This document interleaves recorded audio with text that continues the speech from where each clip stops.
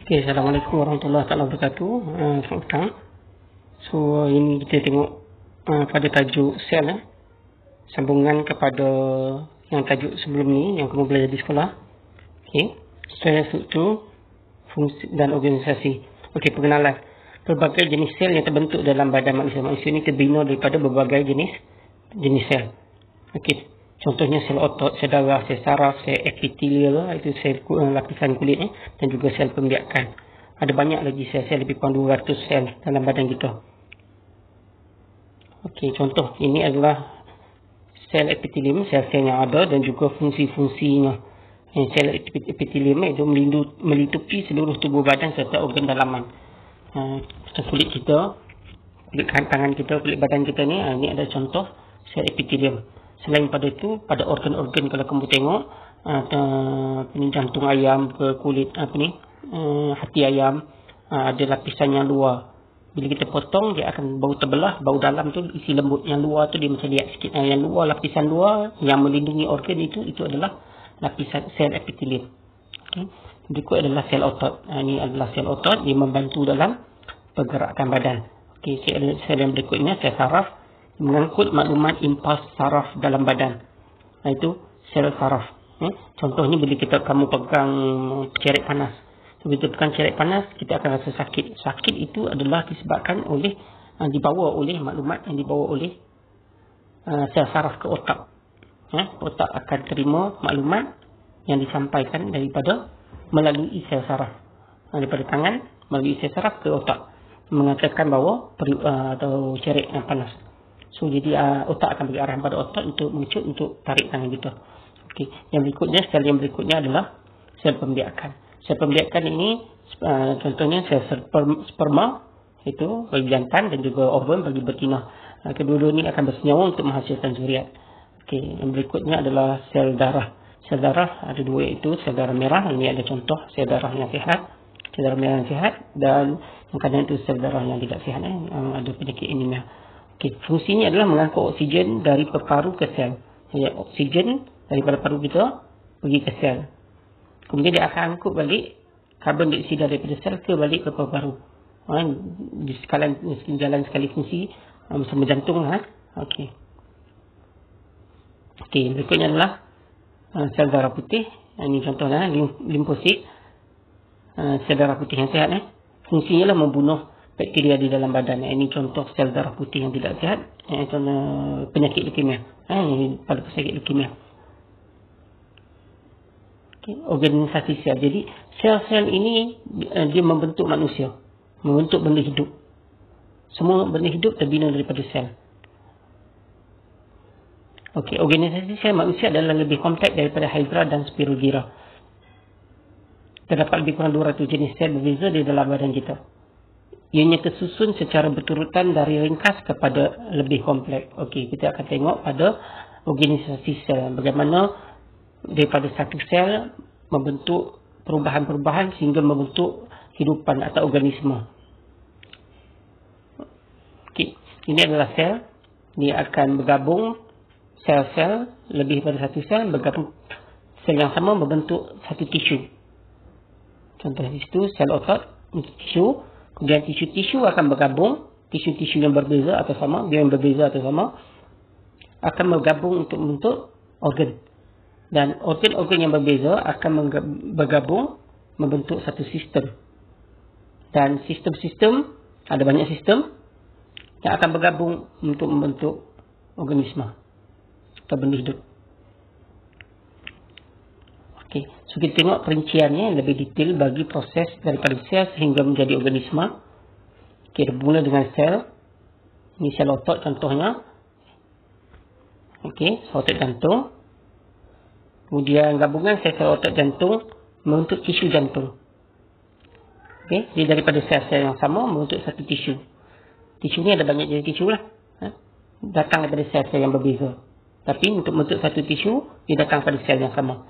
Okay, tisu sel dari yang sama, jenis dan fungsi membentuk tisu.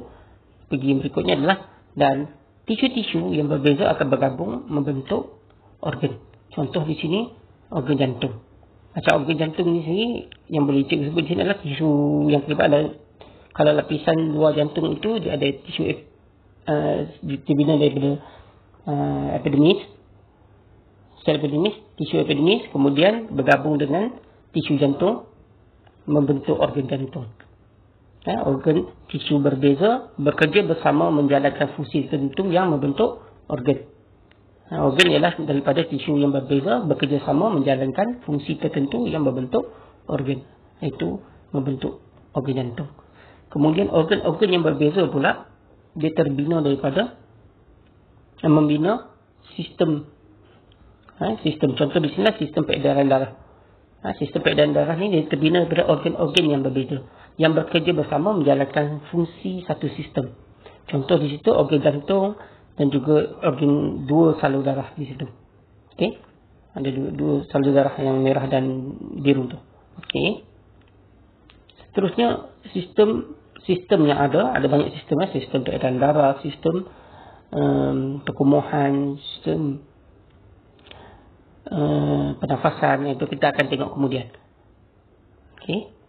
Seterusnya akan membentuk organisme. Organisme adalah terbina daripada sistem-sistem yang berbeza yang membentuk satu organisme.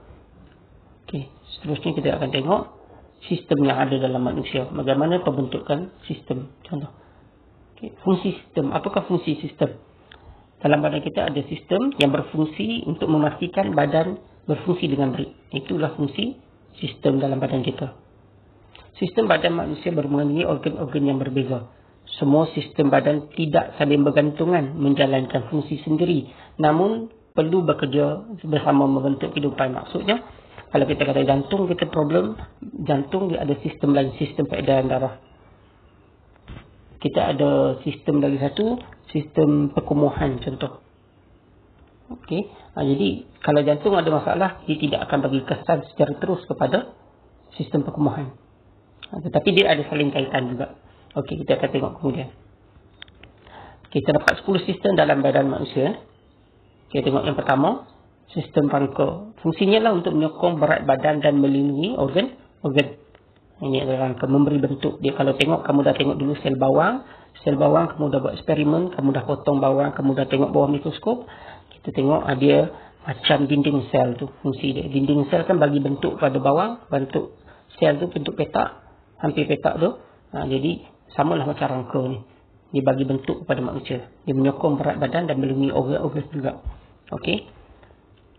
Ini adalah sistem otot. Sistem otot dah membantu dalam pergerakan. Dia akan mengecut atau mengembang untuk menarik tangan atau mengendurkan tangan. Okey. Kaki dan sebagainya lah. Okey, ini pula adalah sistem yang ketiga, sistem saraf, iaitu membantu badan bertindak balas terhadap perubahan dalaman dan luaran badan. Ini sistem saraf yang tadi lah, pegang siarik panas, sistem saraf akan terlibat menghantar maklumat daripada tangan melalui sistem saraf ke otak, bagi tahu bahawa benda itu panas dan otak akan respon kepada otot. Bagaimana sistem ini saling bekerja sama pada hidupan. Okey. Ini adalah organ-organ yang terlibat pada sistem saraf otak. Dia ada saraf tunjang, tulang belakang tu daripada atas ni, tengkuk turun belakang tu, itu adalah saraf tunjang. Dan juga saraf-saraf, dia saraf-saraf.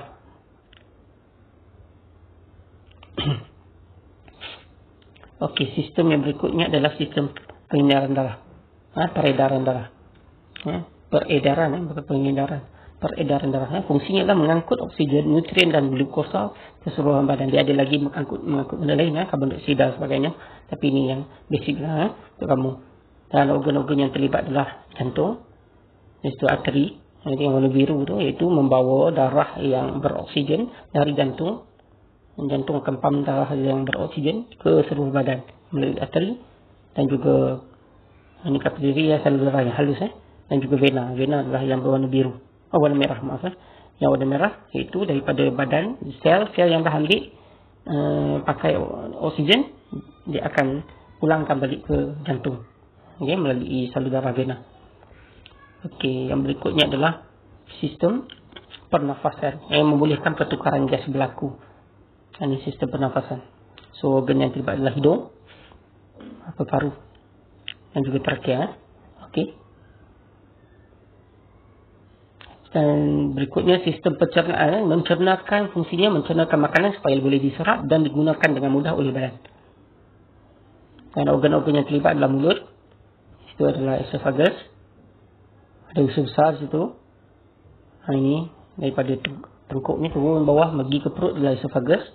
So di bawah tu yang berlingkar kecil-kecil tu mula usus kecil, yang tebal jadi usus besar, yang ini adalah perut.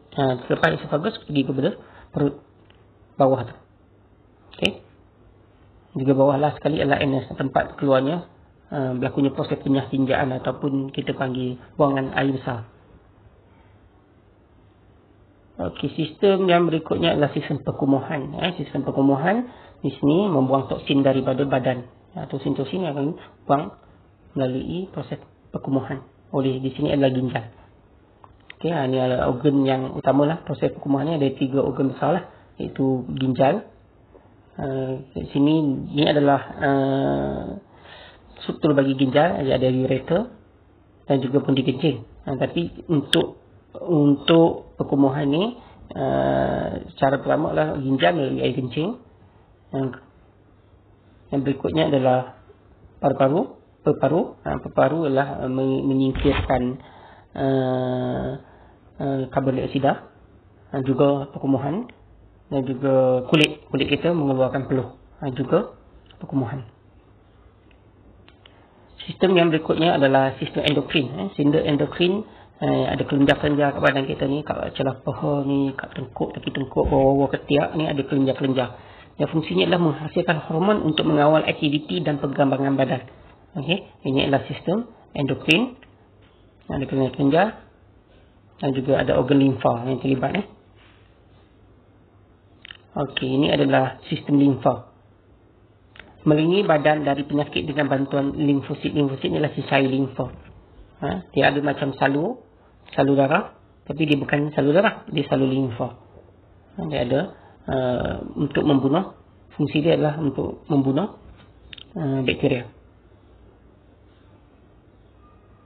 Okey, sistem yang berikutnya adalah sistem pembiakan jantan. Fungsinya adalah untuk hasilkan sel pembiakan jantan, iaitu sperma. Okey, dan kita tengok bahagian-bahagian pada ni.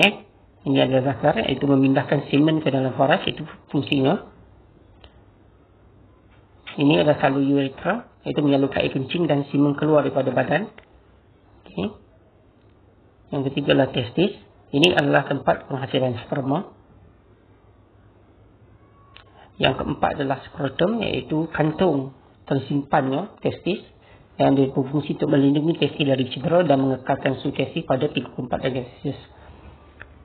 Dan juga ductus sperma, iaitu berfungsi untuk menyalurkan sperma dari testis ke uretra. Dan yang terakhir adalah vesicle semen, ialah untuk menghasilkan bendalai semen. Okey, kita pergi pada pembiakan yang terakhir, iaitu sistem yang terakhir, iaitu sistem pembiakan betina. Fungsinya adalah untuk menghasilkan sel pembiakan betina, iaitu ovum. Okey, kita tengok struktur atau bahagian part pada sistem pembiakan betina, iaitu dia ada tube fallopian. Fungsinya adalah untuk salurkan, dia ada satu salur yang mengangkut ovum ke ovary. Daripada ovum mengangkut ovum ke ovary. Dan tempat di situlah berlakunya persenyawaan nanti. Kamu akan belajar persenyawaan, tajuk akan datang. Okey, dalam tu itu adalah uterus, dinding uterus. Dia fungsi adalah melindungi embrio nanti. Lepas berlaku persenyawaan akan jadi embrio dan sebagainya, proses tu, proses membentukkan bayi nanti. Kamu akan belajar, tajuk akan datang. Di mana di situlah tempat penempelan zigot nanti, menempel pada dinding uterus. Okay, ini adalah cervix. Cervix adalah menghasilkan bahan pembunuh bakteria. Berikutnya adalah ovary. Ovary adalah tempat penghasilan gamet betina, iaitu ovum. Telur itu hasilkan keluar, atau nama lainnya telur. Saya akan terhasil pada ovary. Okey, semua sistem-sistem ini akhirnya bergabung menjalankan fungsi masing-masing membentuk organisme, iaitu kita, manusia dan juga haiwan. Okay, sekian, terima kasih.